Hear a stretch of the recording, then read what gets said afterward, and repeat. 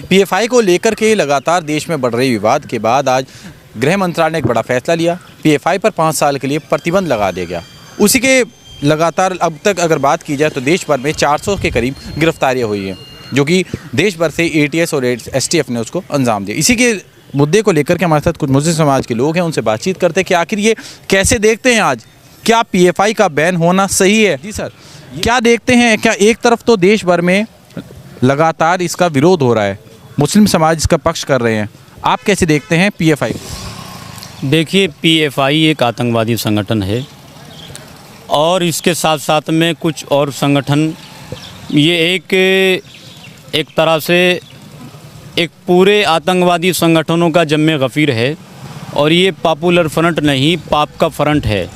आज इसका भांडा फूटा है, पूरे देश में फूटा है और इसको महज 5 साल के लिए नहीं, पूरे भारत से हमेशा हमेशा के लिए बैन कर देना चाहिए, क्योंकि ये आतंकवादी संगठन भारत के मुस्लिम नौजवानों के अंदर कट्टरता फैला करके, आतंकवाद फैला करके भारत को तोड़ने की कोशिश कर रहे हैं। जबकि हमारा मज़हब, हमारा इस्लाम ये नहीं सिखाता कि कट्टरता को बढ़ावा मिले। अल्लाह के नबी सल्लल्लाहु अलैहि वसल्लम ने एक भंगी के साथ में भी खाना खाना पसंद किया था। हम उस इस्लाम, उस शरीयत को मानने वाले हैं। हम उस शरीयत को मानने वाले नहीं हैं कि जिस तरह की उदयपुर की घटना दिल दहलाने वाली अभी सामने आई थी। देखो, मैं आपको एक बात बताऊं कि आतंकवादी एक दिन में बनकर तैयार नहीं होता, उसके पीछे बहुत सालों की मेहनत इस तरह के संगठनों की होती है। अजमल कसाब एक दिन में बनकर के तैयार नहीं हुआ था और यदि इसी तरह एपीजे अब्दुल कलाम भी एक दिन में बनकर तैयार नहीं हुए थे, तो मेरा सब लोगों से अनुरोध है, हमारे समाज के लोगों से भी और ख़ास तौर पर सरकार से, कि भारत सरकार इसको हमेशा हमेशा के लिए बैन करे। इसको विदेशों से फंडिंग होती है, जिसके ताकत पर, जिसके बल पर ये मुस्लिम नौजवानों के अंदर कट्टरता फैलाते हैं, बहला फिसला करके, जिस तरह बाबरी मस्जिद और ज्ञानवापी मस्जिद और अन्य इस तरह के मुद्दे हैं, जिन मुद्दों को उठा करके ये लोगों को तोड़ने की कोशिश कर रहे हैं। जबकि हम ऐसा नहीं होने देंगे। हम आज माननीय जिलाधिकारी महोदय को ज्ञापन सौंपेंगे कि भारत सरकार जल्द से जल्द इसको पूरे भारत से हमेशा के लिए बैन करें। एक तरफ जहाँ पर आप पीएफआई को बंद करने का, हमेशा के लिए बंद करने की मांग कर रहे हैं, वहीं पर मुस्लिम समाज के ही लोग हैं जो इसका विरोध कर रहे हैं कि पीएफआई पर आखिर बैन क्यों? अगर पीएफआई पर बैन किया गया तो आरएसएस जैसे संगठनों पर भी बैन लगाया जाए। देखिए, सबसे पहले तो मैं एक बात बता दूं, आरएसएस संगठन एक राष्ट्रवादी विचारधारा का संगठन है और जो मुस्लिम इसका विरोध कर रहे हैं, देखो, ज़रूरी नहीं कि वो मुस्लिम राष्ट्रवादी विचारधारा के मुस्लिम हो।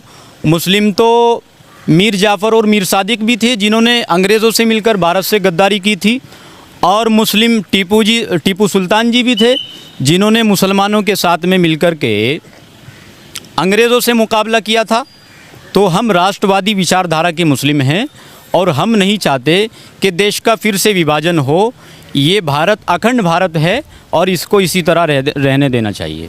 इसके ऊपर पीएफआई को बैन लगते ही राजनीति भी शुरू हो गई है। केरल के एक सांसद हैं कोडिकुम्मल सुरेश, जो कह रहे हैं कि आरएसएस पर बैन होना चाहिए, पीएफआई पर बैन हो या ना हो। इसी के साथ साथ तमाम राजनीतिक दल एकजुट हो गए हैं। क्या लगता है कि इस पर सियासत है या सच में पीएफआई देश के लिए खतरा है? बिल्कुल देश के लिए ये पीएफआई सिर्फ देश के लिए नहीं, पूरी दुनिया के लिए ख़तरा है। नवाज़ देवबंदी का आपने वो शेर सुना होगा कि उसके कत्ल पे मैं भी चुप था, मेरा नंबर अब आया, मेरे कत्ल पे आप भी चुप हैं, अगला नंबर आपका है। अगर आज मुसलमान इसको बैन करने की मांग नहीं करेगा तो ज़रूर ये लोग इस तरह के संगठनों को, इस तरह के संगठन मुसलमानों को ऐसी जगह ला के खड़ा करेंगे।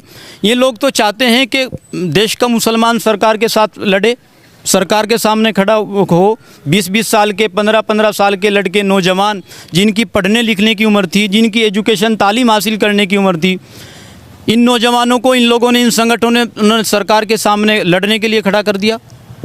बताओ, जबकि हमारे मज़हब में सबसे पहला लफ्ज़ है इक़रा, यानी कि पढ़ो, यानी कि तालीम बहुत ज़रूरी है, एजुकेशन बहुत ज़रूरी है। उसके बावजूद ये उस चीज़ पर ध्यान न दे करके, इन लोगों का ध्यान भटका करके, इन लोगों ने सरकार के सामने इन लोगों को खड़ा कर दिया लड़ने के लिए। तो हमारे साथ आप देख सकते हैं इनके हाथ में, जो आज यहाँ पर पहुँचे हैं, इनके हाथ में सभी के पम्पलेट्स हैं जिन्होंने लिखा है कि पॉपुलर फ्रंट ऑफ इंडिया एक आतंकवादी संगठन है, पॉपुलर फ्रंट ऑफ इंडिया को बंद किया जाए। ये मांग को लेकर के यहाँ पर पहुँचे हैं, जहाँ एक तरफ मुस्लिम लोगों को ये कहीं ना कहीं खटक रहा होगा, लेकिन ये भी मुस्लिम हैं जो भारत के मुसलमान हैं, वो कहीं ना कहीं पीएफआई को बंद को लेकर के समर्थन जता रहे हैं।